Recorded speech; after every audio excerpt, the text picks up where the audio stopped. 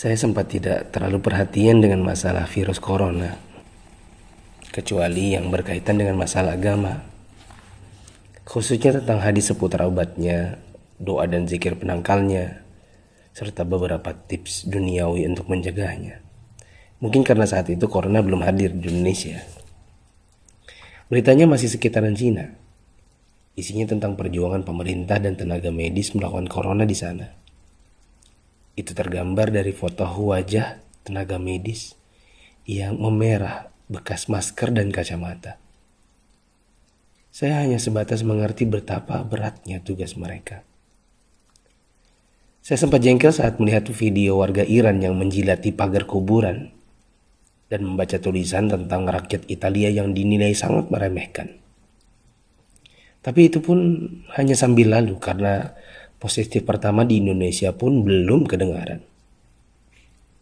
Tanggal 2 Maret 2020 yang ditakutkan pun terjadi. Pasien corona pertama di Indonesia diumumkan oleh Presiden Jokowi. Inilah takdir Allah yang harus sabar dihadapi. Pandemi corona telah memasuki negeri ini. Jumlah pasiennya bertambah hari demi hari. Gambar-gambar mirip dengan yang di Cina bermunculan di grup sana sini. Ada bekas alat pelindung diri tergurat di pipi. Tenaga medis bicara dengan kertasnya. Kami kerja untuk kalian, mohon kalian tetap di rumah untuk kami. Ada juga yang bunyinya, haus, ingin minum, tapi gak berani. Seorang dokter yang sudah sepuh dalam balutan baju perang seolah berkata, jikapun ajal datang, tidak mengapa. Karena raga yang sudah tua ini memang harus ikut berjuang, tidak hanya bisa berdiam diri. Ikatan Dokter Indonesia menyampaikan bela sungkawa karena 7 orang dokter di garda depan meninggal. 5 dari mereka wafat karena tertular virus ini. Seorang dokter muda hanya berdiri di luar pagar saat menemui keluarganya karena takut membawa virus dari luar. Meskipun foto ini aslinya dari Malaysia. Ternyata APD medis harganya sangat mahal. Dan sekali pakai saja. Saking krusialnya, para ulama dan ustadz-ustadz yang mumpuni ilmunya sampai mengeluarkan fatwa. Bolehnya tim medis sholat tanpa wudhu, tanpa tayamum. Lantaran pelindung dirinya tidak boleh sembarang dibuka. Tak hanya itu, ada juga fatwa sahnya sholat meskipun ada najis. Karena baju medis ini bukan baju biasa. Sekali dipakai untuk satu shift jaga, berjam-jam tanpa makan, minum, bahkan buang air dengannya menggunakan pampers orang dewasa. Bayangkan lagi jika dokter dan perawat wanitanya adalah ibu atau saudari kita yang sedang mengalami datang bulan. Dan lagi deras-derasnya. Atau dia istri kita yang harus berjuang di rumah sakit, sementara punya bayi yang juga harus disusui tapi tak bisa.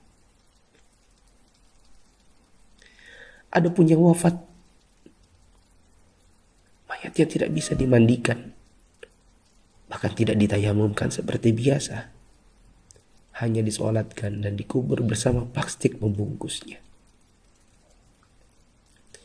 Melihat dan membaca berkali-kali, saya pun akhirnya bisa memahami dengan hati. COVID-19 ini bukan sakit biasa, dan tugas tenaga medis sangat berat terasa. Kalau bukan karena tidak ingin ditanya keluarga ada apa, saya banyak mengalirkan air mata. Untuk pasien positif corona dan keluarganya, sabar ya. Insya Allah sembuh tidak lama. Jika bersabar, kita dapat pahala. Di rumah dulu sampai negatif. Kasihan jika virus ini menular ke orang lain. Apalagi kepada yang punya penyakit penyerta dan lanjut usia. Untuk yang harus keluar dan tidak ada pilihan kedua, semoga Allah memberikan saya dan teman-teman keselamatan dan rezeki untuk keluarga. Jaga kesehatan ya.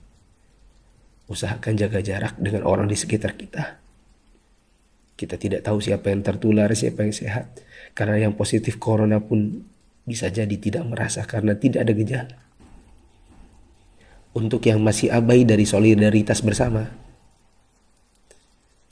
Saya ingin mengetuk pintu hati dan meminta waktu teman-teman sebentar saja.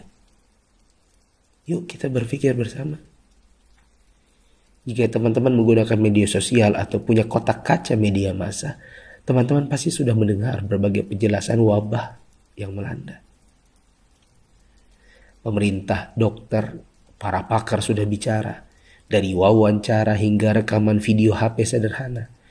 Para ahli statistika mengemukakan data dengan tabel, grafik, dan semua media yang mereka punya. Teman-teman pun tinggal ketik halo di WA COVID-19 dan bertanya dengan input satu huruf saja. Jika data itu jelimet untuk dibaca, mungkin teman-teman bisa nonton versi kartunnya. Semua tenaga sudah dikerahkan oleh berbagai kalangan untuk membuka mata hati kita. Jika tidak ada waktu untuk membaca, meme korek api pun sudah tersebar di mana-mana. Sampai-sampai ada yang berpikir, mungkin kalau simulasi penularan virus corona ini pakai video game, barulah anak muda yang meremehkan corona akan mengerti dan percaya. Mereka pun membuatkan potongan video gamenya. Artinya, jika usaha seperti ini masih belum menyadarkan kita, entah dengan cara apa lagi. Apakah tongkrongan kita butuh ditembaki dengan gas air mata baru kita mau meninggalkannya? Pemerintah tidak minta uang dari kita. Mereka hanya ingin kita mengikuti arahan mereka. Untuk yang menimbun dan menipu, semoga Allah memberikan teman-teman hidayah dan memaafkan dosa-dosa kita semua. Dan menimbun barang yang dibutuhkan masyarakat saat masa sulit itu termasuk dosa. Rasulullah SAW bersabda, "La yahtakiru illa khati." Tidaklah menimbun barang kecuali orang yang berdosa. Terlebih lagi bila menipu dan berdusta. Kami hampir tertipu dengan penawaran masker murah yang tadinya kami akan bagikan gratis kepada orang-orang yang membutuhkannya. Di mana hati kita? Apa kita bisa tertawa saat orang lain menderita? Teman, turunkanlah harganya ke harga normal jika engkau tidak bersedia menggratiskannya, seperti pahlawan jalanan yang membagikannya. Untuk yang kaya yang sesungguhnya itu adalah jika harta itu bermanfaat bagi orang di sekitar kita, bukan hanya untuk pribadi semata. Yakinlah, kekayaan, saldo ATM, rumah miliaran, outfit jutaan, mobil mewah, memang membuat kita besar di mata manusia, tapi tidak ada artinya di sisi Allah yang Maha Kaya jika tidak menghasilkan amal dan pahala. Saya mau sumbang jam tangan dan beberapa barang lainnya yang mungkin tidak seberapa jika dibandingkan dengan teman-teman menyumbangkan harta nantinya.